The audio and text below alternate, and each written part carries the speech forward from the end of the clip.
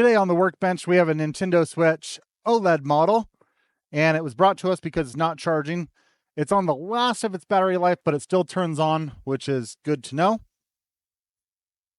It's getting 0 amperage when you plug in a charger with a amp meter, and I think it's going to be a pretty simple fix. First thing I got to do is open it up. We'll jump right to it. Okay, now that I got it open, we're going to take a look under the microscope and check measurement on something. This is over here by the BQ chip, which is responsible for charging activity.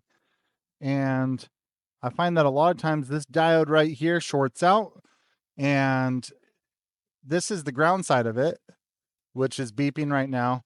And if it shorts out, then it shorts out this line, which connects to this guy, this, and then all the way back over here. So we'll find out real quick if it's shorted by touching right here. And that's shorted. Simple, right? Okay. I'm going to come in here with a thin nozzle and some heat pads, and we're just going to try and heat this guy off.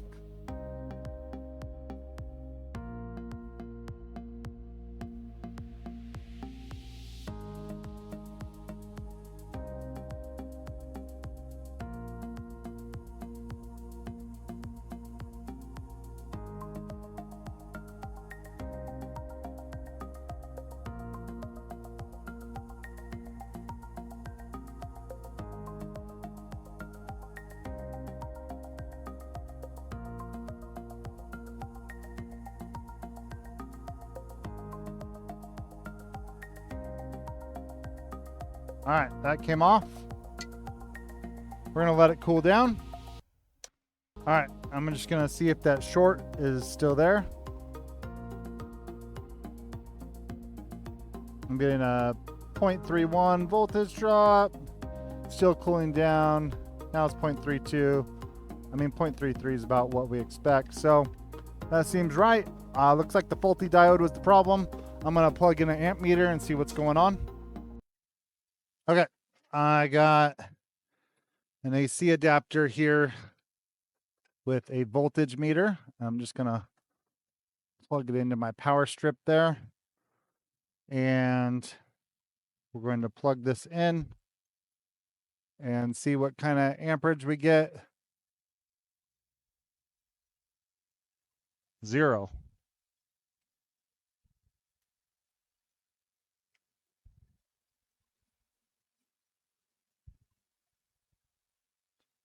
It's interesting.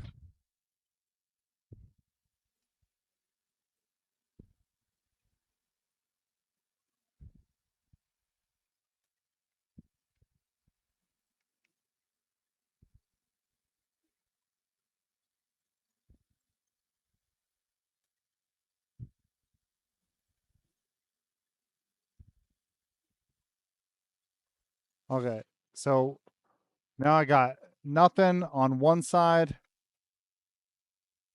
and on the other side I get voltage but not amperage. So it's not going to be that simple of a repair. We got some looking into to do.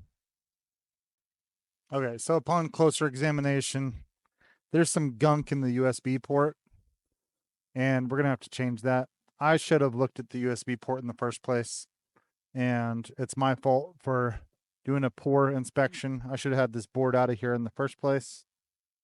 Then I created more work for myself. If that's okay. We'll take the punches as they go, and we're going to have to replace the port.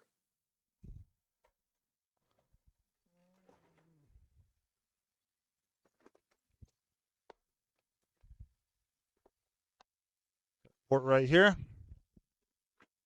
Now I prep USB ports with the way that I install them, with a little bit of tape on the bottom, because I install these heating from beneath. And I don't want to damage my brand new port as I install them.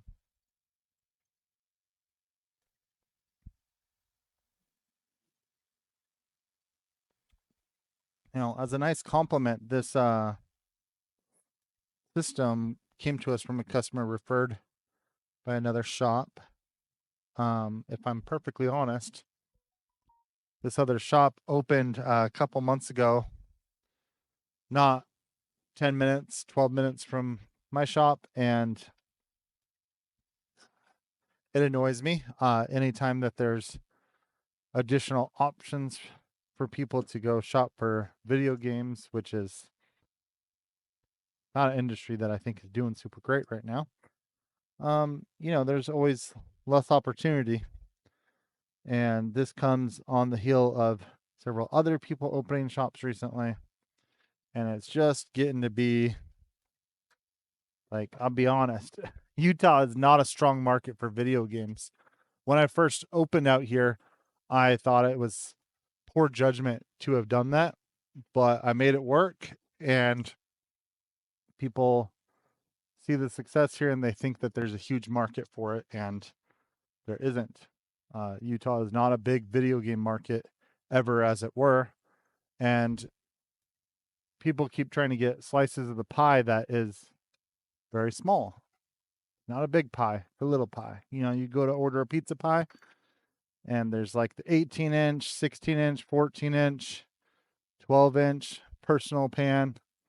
I'd call Utah like the personal pan market of pie available for the video game market. So at the current, without doing repair services, this business wouldn't exist. I'm sure someone could live on peanuts, but not me. I require much more money. And this little game of video games where everyone wants to be a freaking video game reseller, it's just annoying. Like, I have to staff a lot of people to sell video games. If I removed DVD and Blu-ray sales from the business, which don't make as much money as video games, but it accounts for something, and I took out repair services, this should just be a dumb business to be in. And so I oftentimes wonder what someone's income necessities are when they're opening up video game stores and they're not doing the repair services or the movies. And I'm just like, dude, I got the biggest store in Utah, and without those, it would be dumb to be doing this.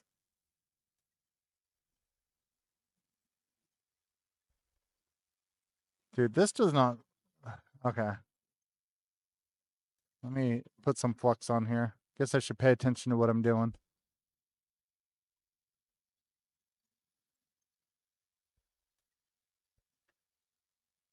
Okay.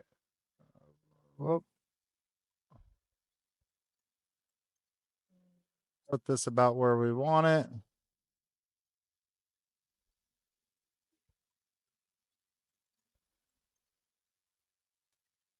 But why is this moving around so much?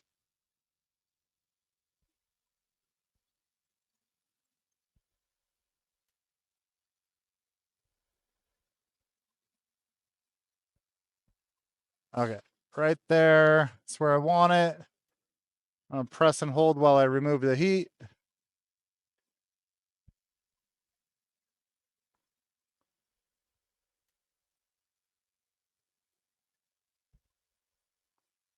Okay. I need to see if installing that USB port made any difference. Let's check that port. Port looks pretty good.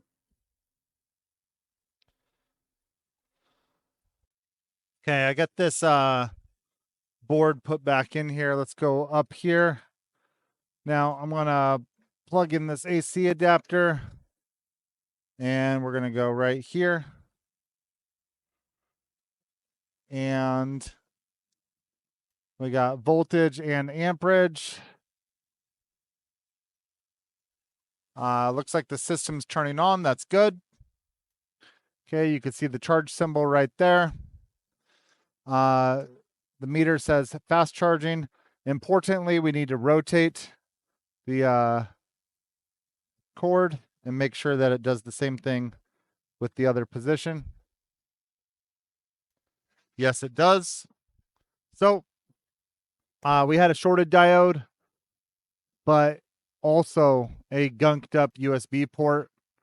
I should have inspected that USB port from the get-go. Can't believe I didn't. Seems like a foolish mistake not to, but there you go. Another successful repair. If you'd like us to repair your Nintendo Switch, you go to grimwoodfix.com. I'll leave a link in the description. We have pretty quick turnaround. This was dropped off today. It's being done today. Customer will pick it up tomorrow.